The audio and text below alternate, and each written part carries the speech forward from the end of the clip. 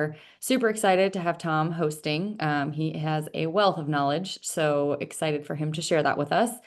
We'll be doing Q&A through the Q&A tool. So if you have specific questions you want to ask Tom, go ahead and post those there so that they stay separate from the chat. If it makes sense for me to interrupt him and ask in context, I will do so. Otherwise, we'll hold off until the end of the session. And then we do love having you guys interact. So the chat should be open for everybody. If you don't mind posting, who you are, where you're calling in from, because technically we're kind of all anonymous to each other. The chat makes us humans, and we know that there's people on the other sides of the screen. So we would love to see that. And then if you have any commentary to add, if you've done something that Tom mentions, or if you have advice on a topic that Tom is covering, please share in the chat. We're here to knowledge share. And like I said, Tom knows a lot, but we know that people on the other side of the screen know a lot as well. So with that, I will hand it over to Tom, and I'll secretly be in the background. If anyone needs help with anything, go ahead and post it in the chat and we'll make sure y'all are taken care of. But like I said, happy Monday, and we'll get started. Tom, handing it over to you. Awesome. Thanks, Daniela. And thanks for joining us on this afternoon. I'm guessing it's afternoon for some and maybe morning for others. But what we want to do today is take a look at 2026 and just the energy management outlook in the coming year. So as we wind down 2025, we thought it would be appropriate to do that. So the agenda for today's webinar, what I want to do is I want to start by talking about the grid, talk about the past and also what's forecasted to change with the electrical grid. We'll cover the energy cost landscape. Long story made short, no great mystery here, but we're expecting to see significant cost increases in the year ahead. We want to talk about the regulatory outlook and landscape for 2026. And then at the end of the webinar, we're going to focus on energy management trends. And I hopefully can give you some tools, just some strategies, some ideas as we get into the new year, ways that you can hopefully protect your budgets a little bit. For those of you that we haven't met, you haven't attended one of the webinars in the past, even though you might see on the screen my full name, Thomas, I go by Tom. I have been in the energy industry for 20 years, helping clients all around the country. Turns out it's been more than 250 organizations in many different sectors. The emphasis has always been on trying to help these organizations be as efficient as possible. I'm very passionate about energy conservation, and I really believe in the power of culture. And so that's what I advocate for, and you'll see themes of that in today's webinar as well. So I work for Energy Cap, and if you're not familiar with who Energy Cap is and the business that we're in is, Energy Cap is a utility bill management software company. So our primary platform is called Utility Management, and it has some modules contained within called Carbon Hub and Smart Analytics. So I'll reference those a little bit today as we go through the webinar. We also provide bill capture services for our clients who need the help capturing all their data. But we've been around a long while, more than 45 years in the industry, and we've racked up a lot of knowledge over that time. And so you'll hear some of that knowledge hopefully come out today during the webinar. I like to start these webinars by learning a little bit more about you. So as you provide feedback to each of these polls, hopefully I can cater some of what I say today a little bit to respect the industries you're working with and a little bit of your background. So what Danielle and I were hoping to do today is find out what industry you work in. And what I've got here on the screen is higher education, healthcare, retail and grocery, and state and local government, because those represent a number of the clients that we have at Energy Cap. But please, if you're in another industry, let us know. And maybe you want to add that even to the chat so we can learn where you're from.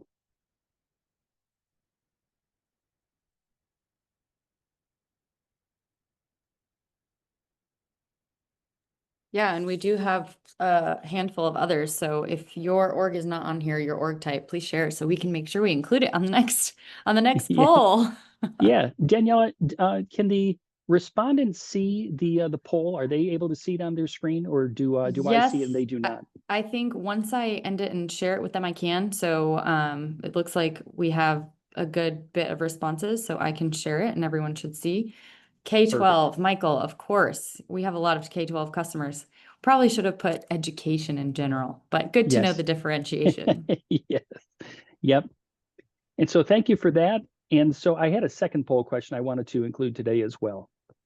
And not sure how you learned about us, whether it was through LinkedIn or through some other mechanism. We were just want to understand, what was the reason why did you come see us today? Did you want to learn more about the future rate increases?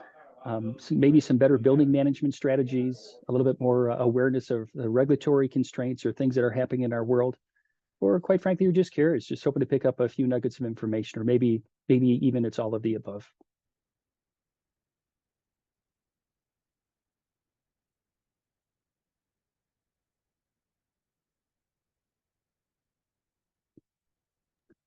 Great.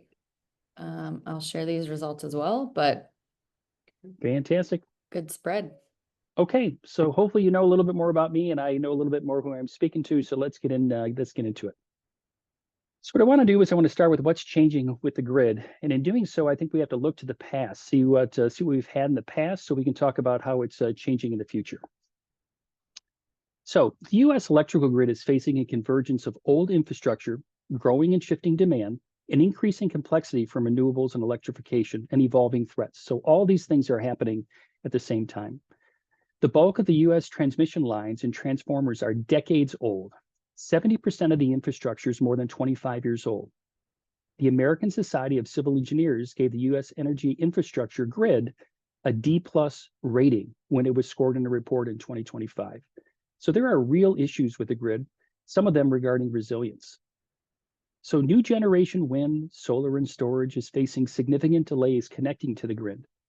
Higher voltage lines are needed for long distance transfers of bulk power, and the grid is less able to move power where it's generated to where it's needed. The existing grid design and management practices were built for one-way flows. Let me just pause here and say, so think about this. Years ago, 50 years ago, and longer, when the US grid is being developed, the thought was energy was going to be created in one place and it was going to flow to another. But just pause and think about what's happening in today's world, where energy is being created all over the place. And so the grid has to evolve as a result of that. So there's a lot of complexity that needs to be considered. Another thing to consider is extreme weather. Heat waves, storms, wildfire, and drought are increasingly stressing the grid. Equipment may fail, demand may spike, and generation may falter. A less resilient grid essentially means greater risk of outages, higher cost recovery, higher risk of cascading or regional-wide failures, and higher insurance and maintenance burdens. Cyber attacks are a real threat. Physical sabotage and security threats are recognized as vulnerabilities to the current grid. One study estimates that in order to bring the grid up to the state that it needs to be in for further growth, $300 to $700 billion needs to be spent in order to bring it up to a standard that would meet the needs of today. So addressing these limitations require major investment, regulatory reform, new technologies, and a coordinated planning across sectors and jurisdictions. So let's get into a little bit of the hotspots in the grid. So I just broke it out in a couple different regions just to give you a flavor for what's happening in the grid. So let's start in the Northeast. The Northeast is constrained by thin reserve margins. And I just want to pause there and just let you reflect on that. So what's happening is the Northeast is using a lot of energy because the density of the population living in the Northeast, but there isn't a lot of generation taking place in the Northeast. And so it's getting the energy from where it's created to where it needs to be. And what's happening is the North is having to rely on more renewable energy sources. So it's more likely that organizations are going to need to prepare for power outages and establish emergency procedures, because it's far more likely in the future that in the Northeast, there's going to be these power outages and people are going to be struggling to keep the lights on. In the central part of the US, it's expected to experience grid bottlenecks because the power can't be moved from where it's generated to where it's needed. So the problem in the central part of the US is you've got these new renewable sources of energy, but the bottlenecks are not allowing the energy to flow to where it's needed. And primarily that's going to be to the east and to the west along the coast, or even to the south where there's more densely populated areas. So the four major grid regions are set to an elevated risk of blackouts during peak demand periods and because of variable generation of wind and power. So think about this. It might not be windy or sunny on a day when power is needed. And so that creates a real problem if you expect to have the power, but it's not windy and it's not sunny and you're expecting the power to come from the middle of the country. Again, it's creating a real challenge that's happening in the middle of the country. And finally, transmission and interconnection queues are facing huge backlogs of generation and storage requests. So if generation is built, it may not be able to relieve the local loads. So what's causing the problem here is its politics and its regulation. it's getting in the way. So there's hotspots happening all over the country. It's not a shock, but I try to give you a flavor of where it's happening and maybe some of the themes and what's going on behind the scenes. So let's talk electricity demand. So I've got some numbers here on the screen. So what's expected to happen in 2026 is global electricity demand is expected to grow by 3.7%. So a little bit more than what would be in the US, because in the US, it's expected to be about 2%. What that equates to in terms of raw electrical usage is 4.25 trillion kWh in the US alone. So it's just a massive, massive number. Hard to fathom how much energy that is.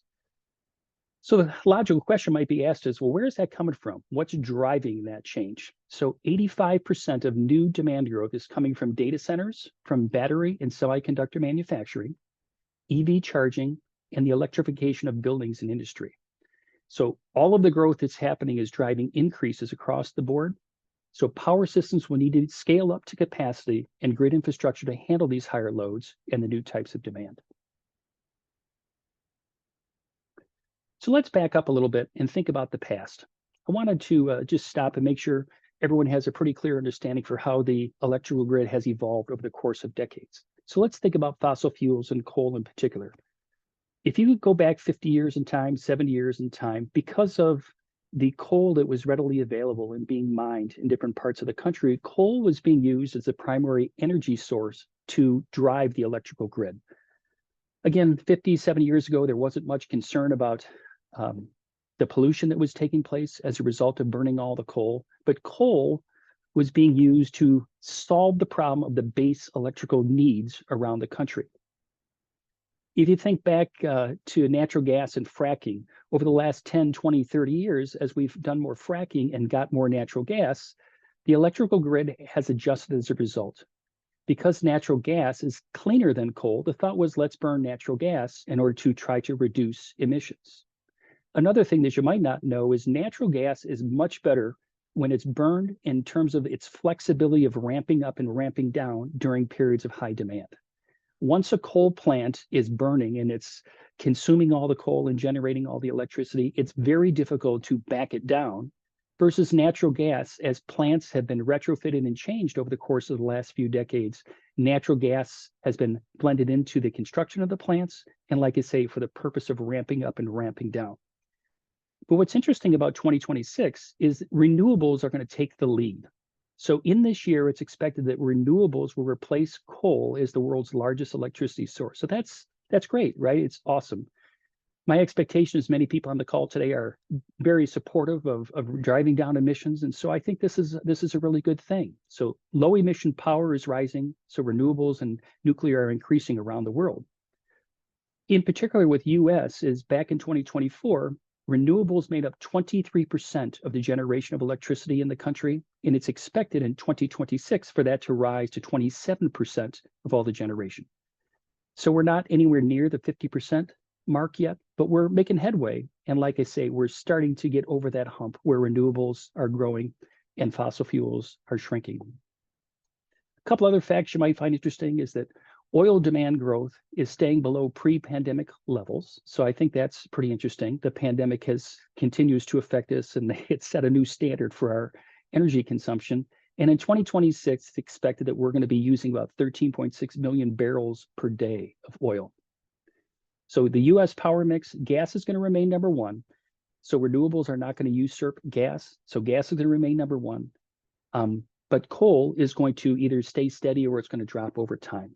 And so the big takeaway from this slide is we're transitioning. We're beginning to get away from fossil fuels, taking that baby step, and we're starting to integrate more and more renewables into our grid.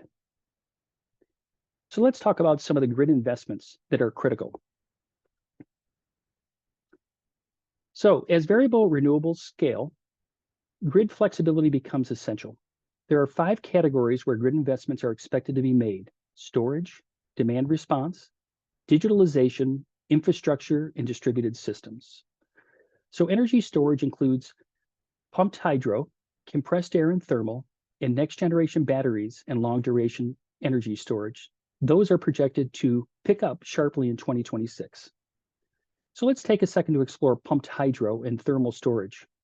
As I was preparing for this webinar, I was not aware of these sources of energy, and it was just interesting for me to learn about it, and that's why I wanted to share it with you.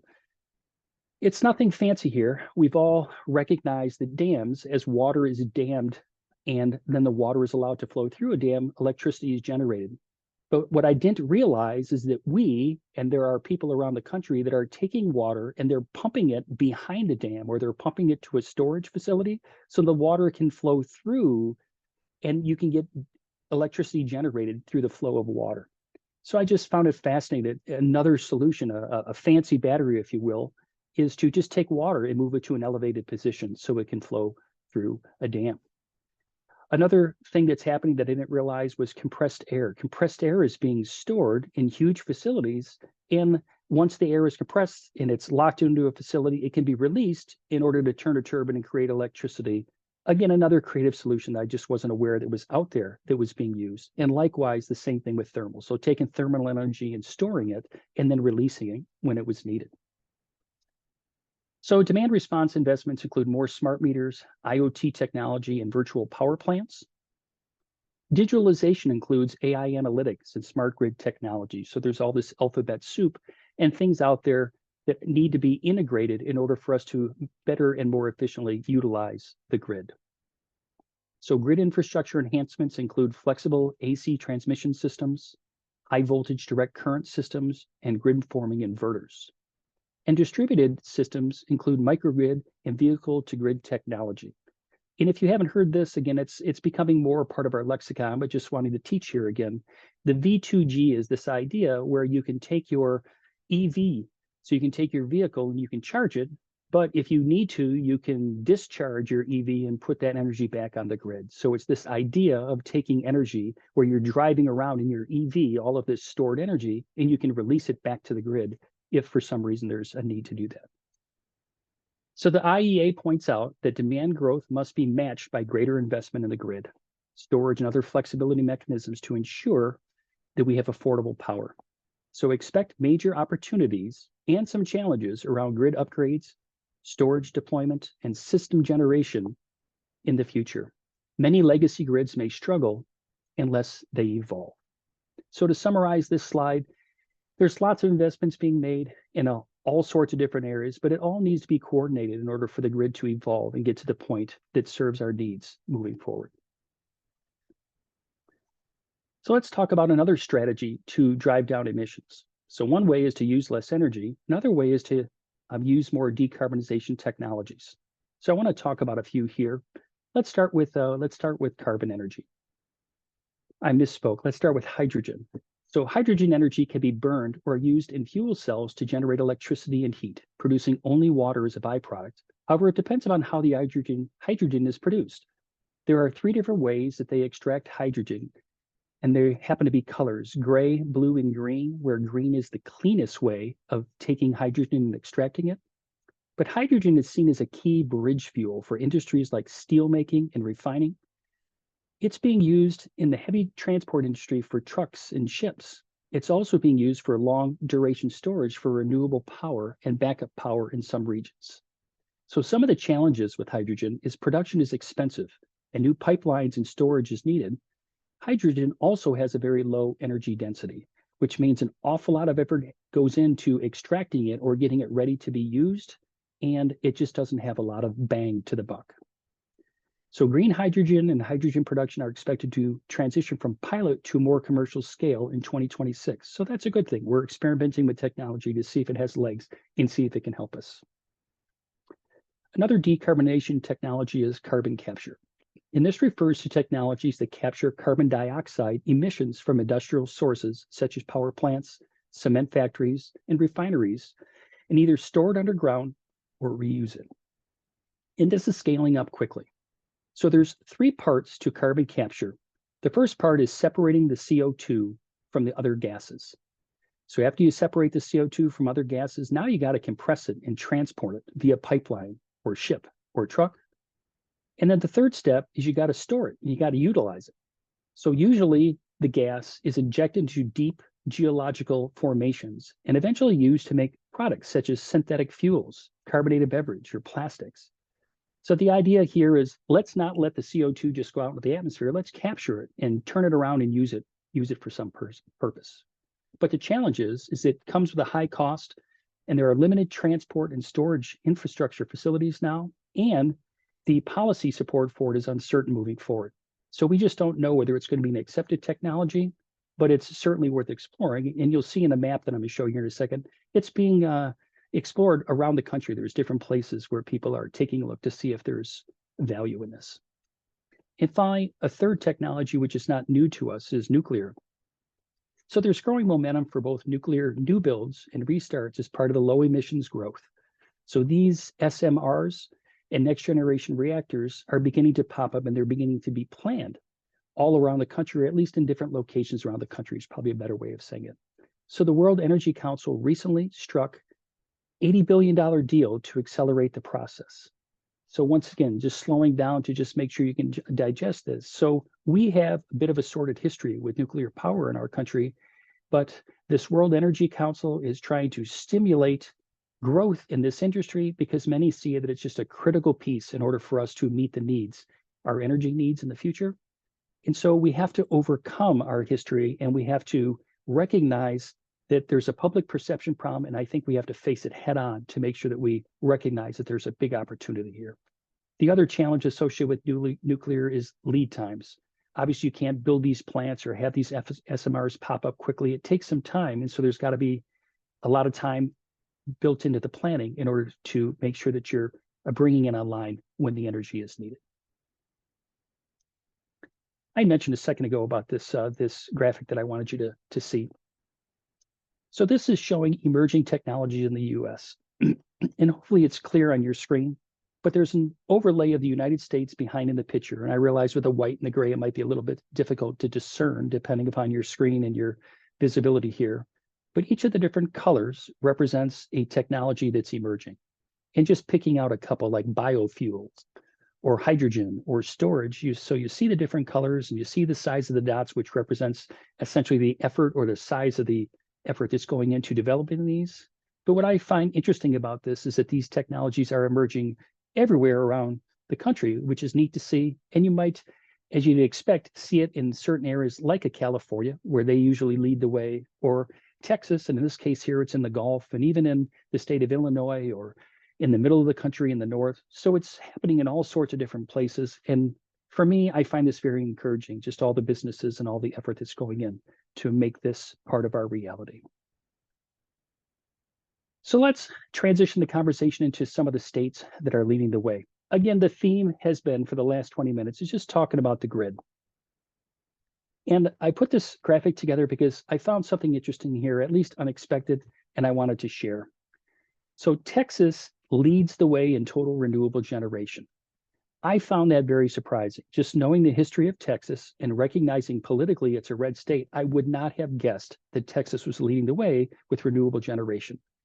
And certainly the size of Texas allows for a lot of wind and solar to occur there. So there has been infrastructure commitment. There are businesses have built that. And it's awesome that Texas is leading the way. I just didn't expect it because of the political leanings in Texas. A similar thing happens in Iowa. In Iowa, 63% of electricity comes from renewable sources. Again, Iowa typically and historically has been a red-leaning state, and I just didn't anticipate that. So I think it's a fun factoid, and it's really neat that these states are leading the way.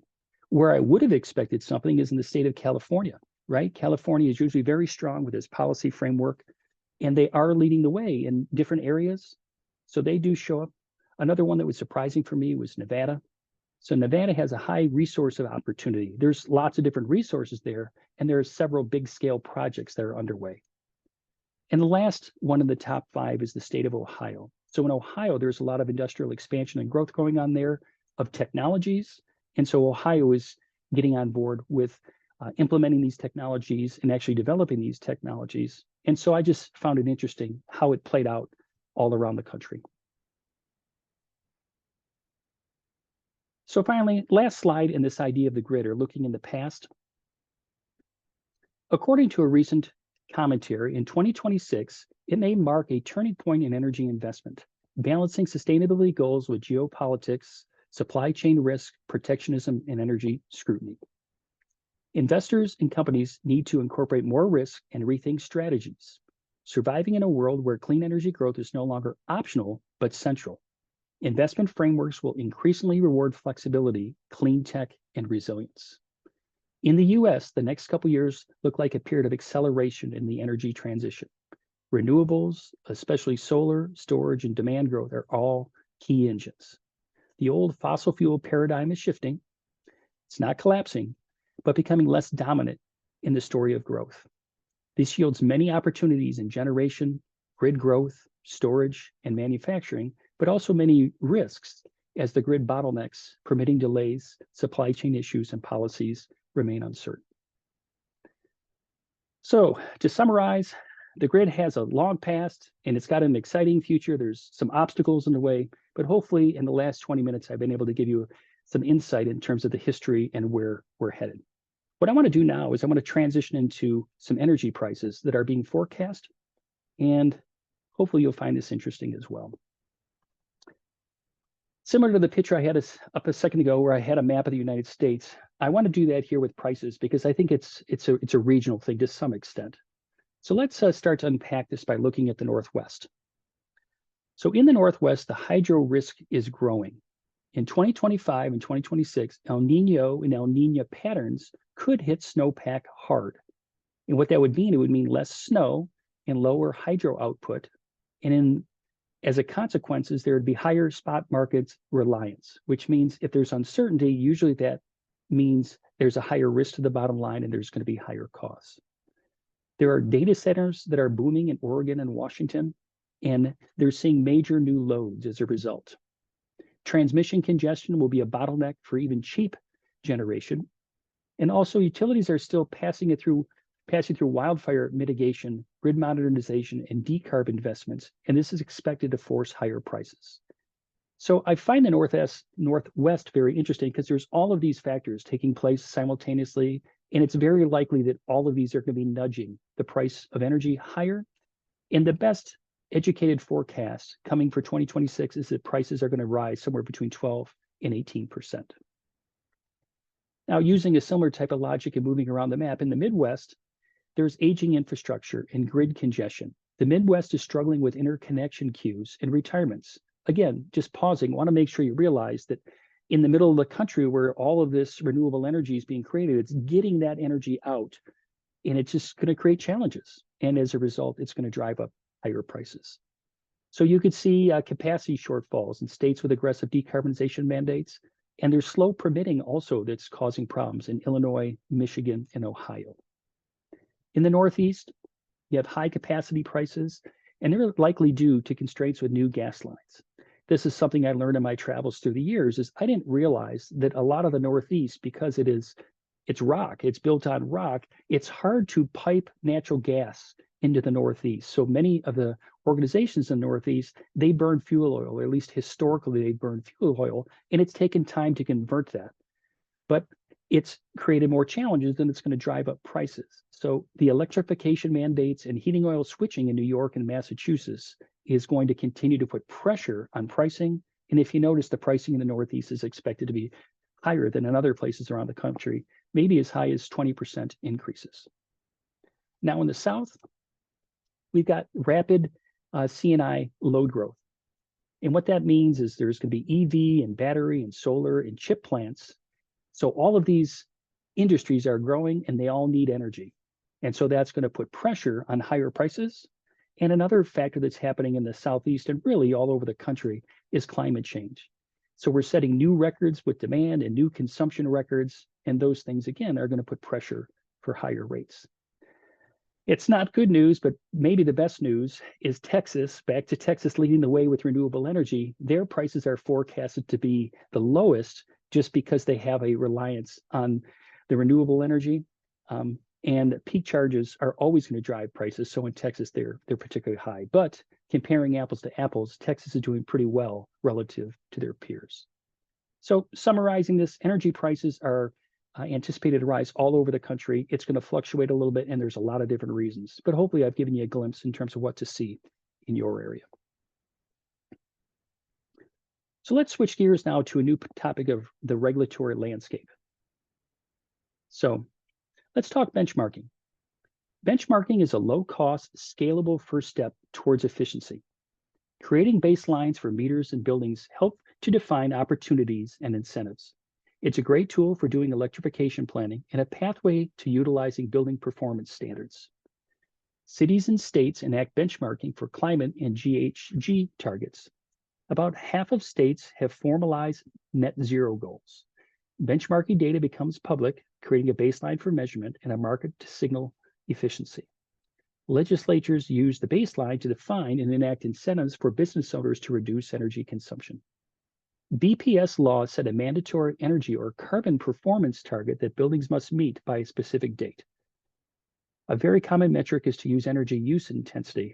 And as you know, energy use intensity is the idea of using all of the total energy dividing by your square footage. That gives you a reflection of how intensive the energy use is for your particular building. And it also gives you a fair comparison between buildings. So BPS requires building owners to cut energy usage to comply and may require formal reporting and/or an audit by a licensed engineer that must be submitted to verify changes and good faith efforts. So benchmarking is establishing these tools. You're able to see how you're performing relative to your peers. And these standards now are being established for all of us to learn so we can move towards a more efficient world. So most of these programs repeat every 5 years with tighter targets. And this is where energy management systems like EnergyCap, this software company that I work for, become critical. Non-compliance penalties are steep. In Colorado, they will assess a $10 per square foot fine for failing to submit benchmarking data or meeting BPS standards. So $10 a square foot is going to add up pretty quickly. And likewise, California can charge up to $2,000 a day for lack of compliance. So the meat and potatoes, and I have a graphic I want to share with you here in a second, is that different organizations are putting more pressure, and it might be at an organization level or a local level, at a state level, but there's all of these pressures trying to drive improvement. And one of the things that's great is EnergyCap is an excellent tool for benchmarking, for using with Energy Star Portfolio Manager, and just finding savings opportunities. So if you're looking for a tool, you're looking for a way to benchmark and to capture this data, please take a look at EnergyCap, because I think it might be something that's worth considering. So let's take a look at this, yet another map of the United States. I figured it was the best way to share this information. Let me give you a second to digest what you're seeing here. But the color, as you might expect, is trying to show some of the patterns that are happening. So the green dots in the picture represents locations where benchmarking is required for public and commercial buildings. So in the city of Pittsburgh or in the state of New Jersey, they are beginning to require benchmarking. We jump to the blue colors. So now here you have benchmarking and additional actions are required for public and commercial buildings. So again, the blue dots, if you're looking at San Francisco, you're looking at Salt Lake City, you're looking at Madison. So there are some places around the country, again, where they're putting more and more pressure to create change. The orange represents benchmarking that's required for public, commercial, and multi-family buildings. So you've got several different cities around the country. You've got huge states of California and Minnesota. And then finally, the purple is benchmarking and additional actions where they're required for public, commercial, and multi-family buildings. So I thought this graphic might be a helpful way for you to see that it's happening in different ways in different places around the country. And I think it's pretty powerful. A few other items you might find interesting is that this year, Minnesota launched a statewide benchmarking program. Oregon finalized a statewide building performance standard to begin in 2028. So these states, Minnesota, Oregon, they're leading the way. Colorado marched towards its first BPS target in 2026, where they want to require a 7% reduction. So that goal is looming out there for the state of Colorado. Washington continued Tier 1 implementation with first deadlines next year. And another location that just surprised me a little bit, again, because of the politics in our world, is in New Orleans. In New Orleans, they have their first ever benchmarking legislation in the state of Louisiana, which is awesome. And Boston also finalized some compliance details. So this is happening all around the country. And so I'm excited by that. And you can see on the map, it's not limited to just red states or blue states. There's a lot of good stuff happening, which is just fantastic. Let's talk California a little bit. There's a couple Senate bills that have become popular in conversation, just looking online, people asking questions about Senate Bill 261 and Senate Bill 253. So these have significant ramifications for businesses. So I just wanted to go through and talk a little bit about what this means for these organizations. So Senate Bill 261, this affects companies that are doing more than $500 million of business. So these are big companies, right? $500 million.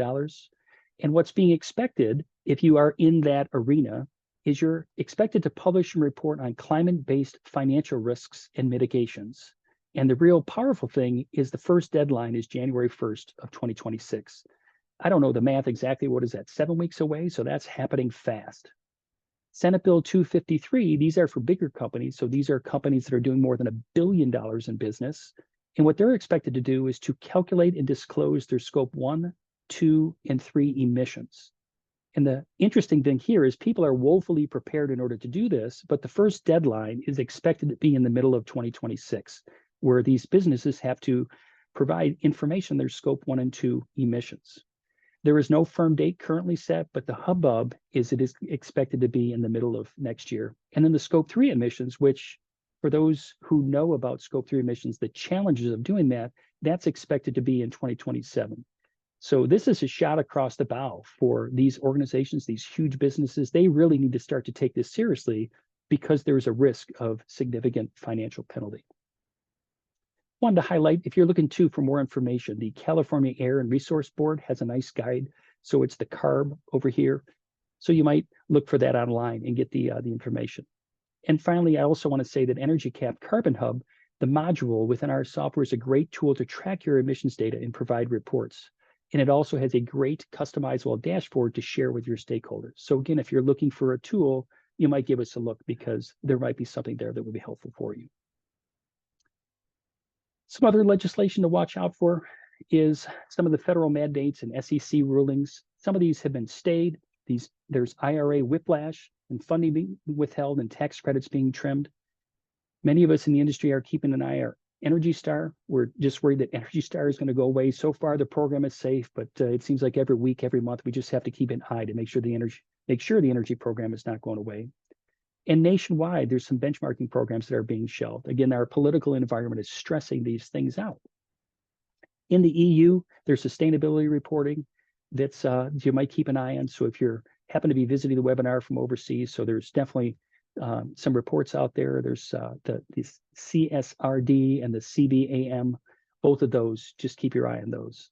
And so the key takeaways for all this legislation is that there has been some federal pullback, right? Some national climate and disclosure policies and incentives have stalled or they're shrinking. So we have to recognize that's happening. But what's really great is that some states have stepped in and some cities have stepped in and they're expanding the benchmarking and the BPS and the ESG to compensate. And that's similar to the map or was shown in the map in the previous slide. So it is happening out there, even though there are some headwinds due to some of these legislative challenges that are taking place and some of the political things that are happening in our world. So good stuff is happening, maybe just not happening as fast as it could. And in Europe, it's full steam ahead. But what you really need to have in order to track all this stuff is you need to make sure that you have a centralized energy and utility program. And you want to make sure that you are in tune to the compliance of each of these standards that's expected. So we're getting to the last part of the webinar. And what I want to do is spend some time talking about the energy management trends that are out there. So let's start with a list. So if you were to hypothetically just go online and search right now and ask, what are the trends for 2026? Some of these or maybe all of these would come up in the list. So let's just talk about these a little bit. So first one on the list, as you might guess, has to do with AI and machine learning and advanced analytics. So this is going to be used to optimize energy consumption, detect inefficiencies, forecast demand, and manage equipment condition. So we all recognize how AI is going to impact us. I don't think maybe any of us quite realize to what extent, but we know it's happening, and it's just a matter of keeping our eye on it. So that's number one on the list. So energy management is no longer just about costs and efficiency. Organizations are building systems to track emissions, renewable usage, and energy intensity as part of their management framework. So Number two in this list is there's more attention being put on the carbon management and ESG. That's just going to become part of our reality. Third bullet here, more sophisticated demand side management and flexibility is going to be essential. With rising demand and variable generation, energy managers must focus on flexibility, dynamic load shifting, and demand response. Technology trends emphasize smart metering and advanced metering infrastructure, real-time monitoring, virtual metering, and integrated platforms. So that's number four. The digitization is going to, again, affect us all moving forward. Regulatory and market shifts, the permitting, the reporting, the interconnection. Energy management strategies must now consider regulatory changes, reporting requirements, decarbonization mandates, as well as grid interconnection and permitting bottlenecks. So we can't ignore this anymore. Historically, we've just been able to assume the energy would be there when we need it. It's going to be more complicated than that moving forward. For number 6, I just popped in the word electrification because what you saw earlier in the webinar was a discussion about the grid. And I think it's an interesting question about electrification is, are we going to be ready to electrify? Will our grid be able to meet all of our needs moving forward? We're just going to have to keep an eye out and see what happens. So as sectors like transport, heating, and manufacture electrify and new loads arise, energy management is going to have to adapt. Energy management systems must handle both increased volume and more complexity in load shapes and peak behavior. Finally, resilience, flexibility, and localized management.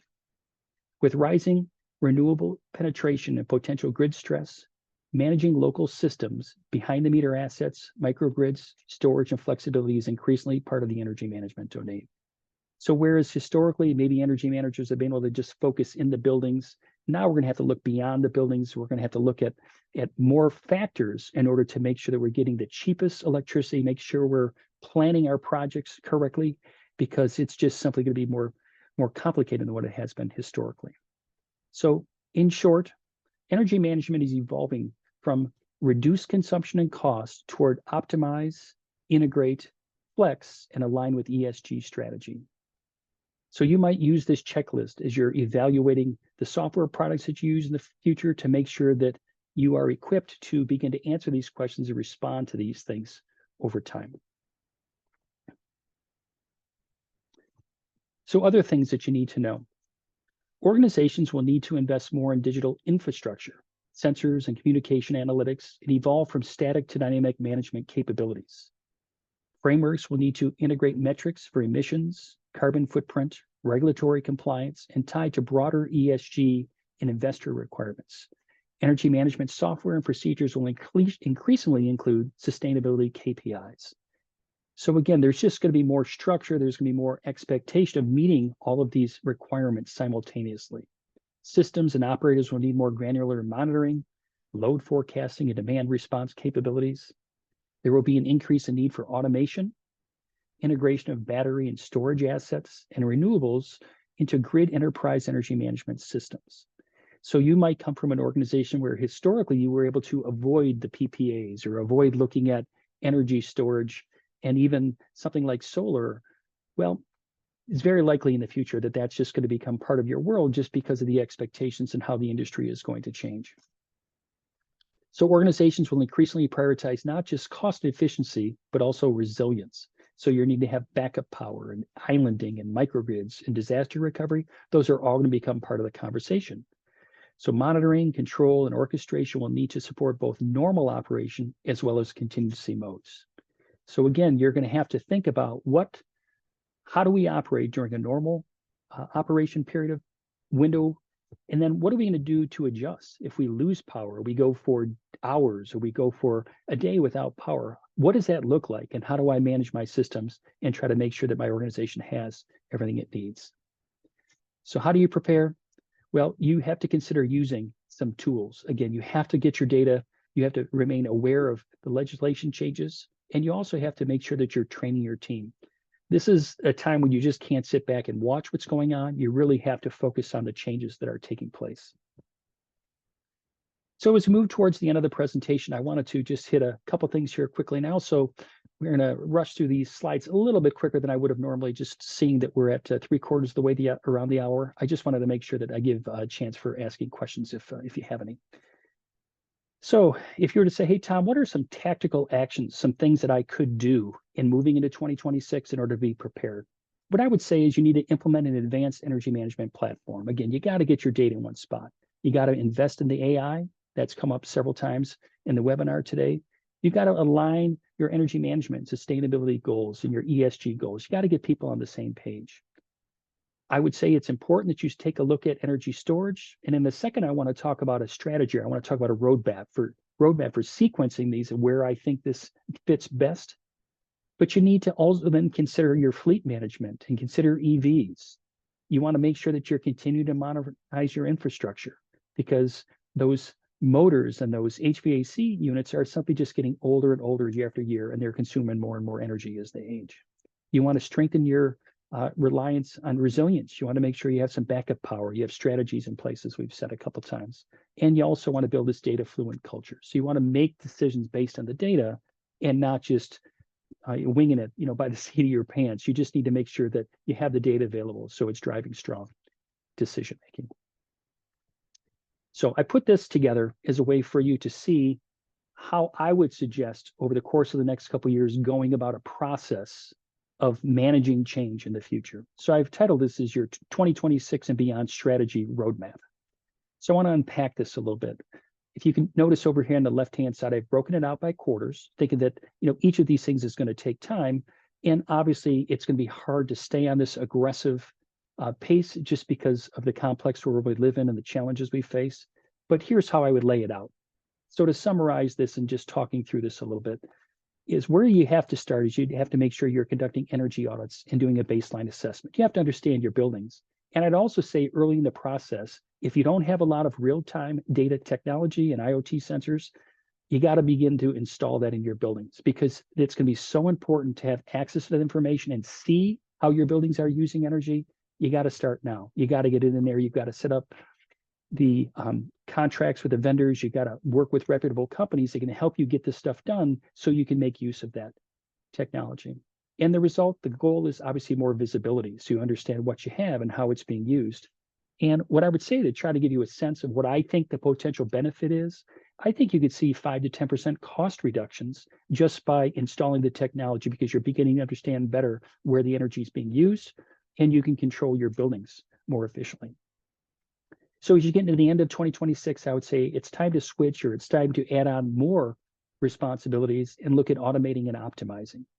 So now, and the reason I stage it 6 months out from now is because of the expected growth of AI technology. I think it's difficult to be on the leading edge of that. But if you're a little bit behind the leading edge, probably 6 months from now, there's going to be opportunities to utilize AI technology to better control HVAC and lighting. There's also going to be better software for predictive analytics, and you'll be able to understand again how your building is using energy so you can better control it. So you'll be able to reduce waste, and once again, you can cut costs in doing so.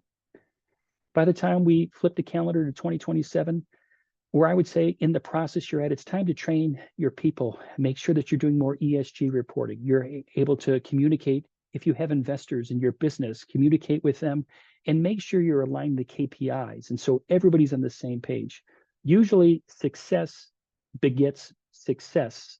So by this time now you've had success, people are going to want to get on board and you can simply build more momentum as your organization tries to move forward.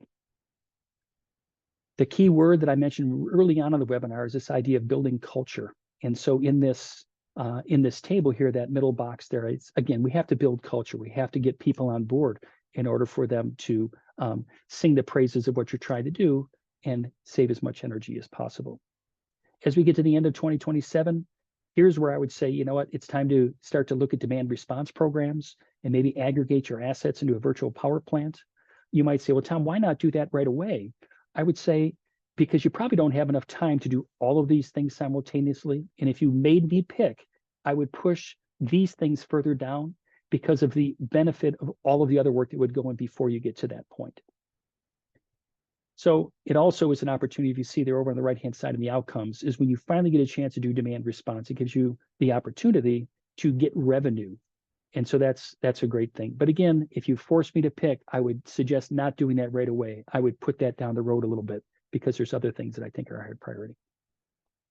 And finally, moving beyond 2027, I would say now is the time for you to look at other renewable sources. Maybe you're looking at on-site solar. Maybe you're looking at battery storage. Again, people, as I've talked with others around the country, they challenge and say, Tom, why wouldn't you start with that right away? And my answer to that is if you delay this, if you put this further down the road, it gives you a chance to drive down the energy use in a building. And so it allows you to build solar arrays, or it allows you to have battery storage that more fits the use of the building once you've controlled the energy use in the building. If you don't do that, sometimes it's possible to overbuild your solar or to overbuild your energy storage, your battery storage. And so I think it makes the most sense to delay that until further down the road. So last slide I'll talk through here is just this idea of the different sectors. So I just want to talk you through here for the different sectors. I think we had people from every sector on the webinar today. And so here's what I think you're going to see in 2026 if you're in higher ed. It's very likely your organization is going to see flat enrollment. Hopefully not. Hopefully you'll see increased enrollment in higher ed. But if it's flat, I want to remind you that utility prices are going to be rising. And so be prepared for that. Know that your budget's going to start to shrink pretty quickly because of higher rates. And also know that there's probably going to be pressure to move towards electrification, but you probably have a lot of work to do there. And so know there's some risks. Again, keep an eye on what's happening in markets and what's happening with electrification, but there's likely to be feeling pressure in your organization in order to electrify.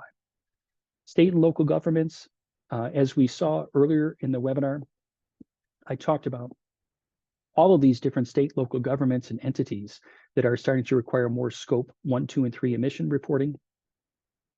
And so just be aware that's coming. And also know that aging equipment is going to eat away your budgets. Every year the equipment's getting older, it's becoming a little bit less efficient, so it's always being away. So you have to try to prioritize doing repairs and making changes in your facilities in order to just offset just the natural load that's going to increase because of aging equipment. In retail and grocery, refrigerant rules are going to hit hard, and rising utility costs are going to squeeze margins. So planning and executing good energy efficiency projects are really going to be critical. And in healthcare, peak charges will drive control strategies. And as a result, what you need to do is recognize in healthcare facilities, many of them are running 24/7, and you need to stay focused on commissioning and retro commissioning. My experience in working with healthcare organizations is many times they don't understand the impact of commissioning and retro commissioning.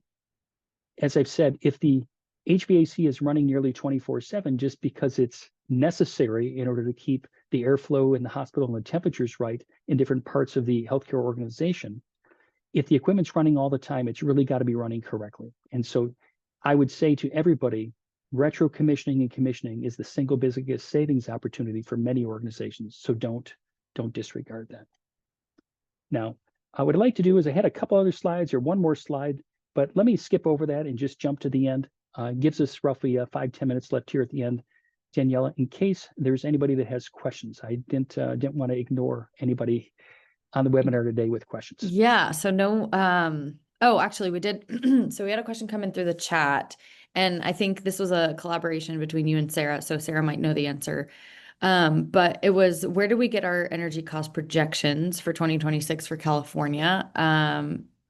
And or what influenced them? My company, this is from Marty Maglinti. I probably butchered that, but he said, my company has facilities in Northern and Southern California, PG&E and SCE, and both project flat rates for 2026.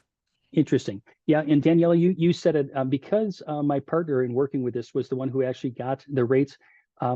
I think, Daniela, you said it was Marty was the person. Let's get Marty's contact information so that Sarah and I can get back in touch with Marty and just give him the data that we were pulling, just so we can see the source of information. Yep, definitely. We'll share the links. Great. And then I didn't see anything come in through Q&A. So unless anyone has any last minute questions, we can probably go back to that slide if you wanted to just talk to that while we have a few more minutes. Yeah, awesome. Yeah, so just to finish out the webinar here, one of the things, it's been a thread throughout the entire webinar where I've talked about energy cap and who we are. And this is a slide that shows what we call our energy cap maturity model. If you are an energy cap customer, many times what happens is you go through a logical flow of improvement over time. And that's what's showing in this diagram here, where it's staged from stage 1 to 5.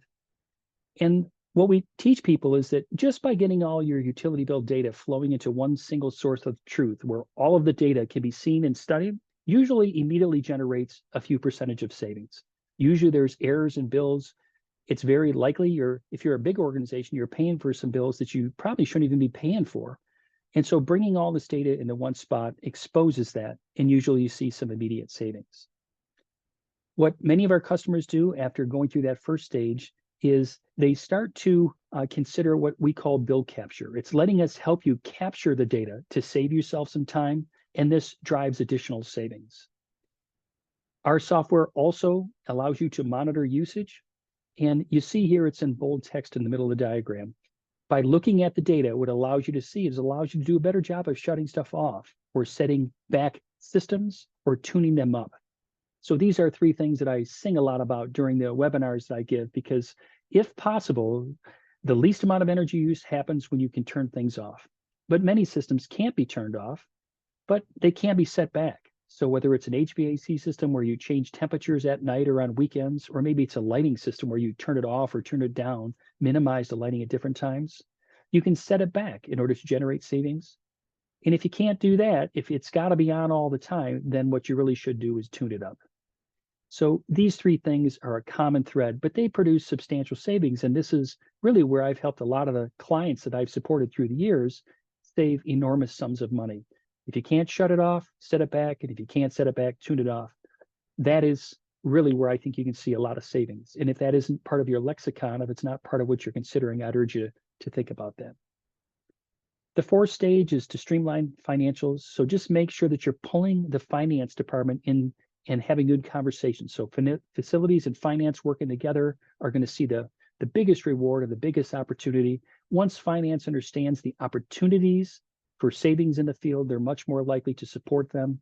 And so our software does a great job of showing all the opportunities. And with the dashboards and the functionality of the software, it's very easy for many within an organization to have access to very useful data. And finally, the last step, the 5th step or the 5th stage, is it's the compliance reporting. It's taking all this data and reporting on your scope 1, 2, and 3 emissions, because again, when people can see it and understand it, they're way more likely to support the benefit of all the effort that goes in. So Daniela, with that in mind, I think that takes me to the end. I'm not sure if any questions have come in as I tried to round this out, but I very much appreciate everybody for popping in today with the webinar. And if you'd like to get to know me a little bit more or connect with me, I've got my address here, both my email address as well as my LinkedIn address. Yes, and we haven't had any other questions come in, but I will say Steve popped in just reminding us that yes, step or stage 1, which is getting a handle on your data, is the foundation of it all. So I know Amen. some of y'all are using Excel, tried and true to a certain extent, but it's a lot of files in a lot of different places. And nowadays with SharePoint and sharing things to your, saving things to your computer versus, I don't think anyone uses floppy disks anymore, but who knows? Maybe there's some data out there that lives on a floppy disk that could be an energy cap instead. But yeah, no questions. Great participation. We had a lot of people that were here, so appreciate y'all taking the time out of your day to spend it with us. And we'll be sending out the recording and the slides as a follow-up after this. And if you need to get in touch with us, you can reply to that email, connect with us on our website, or reach out to Tom. So appreciate it. And thank y'all for being with us. Thank you so much, Tom. Absolutely. Thank you, guys. All right. Have a wonderful day, everybody. Take care. Bye, Bye-bye. everyone.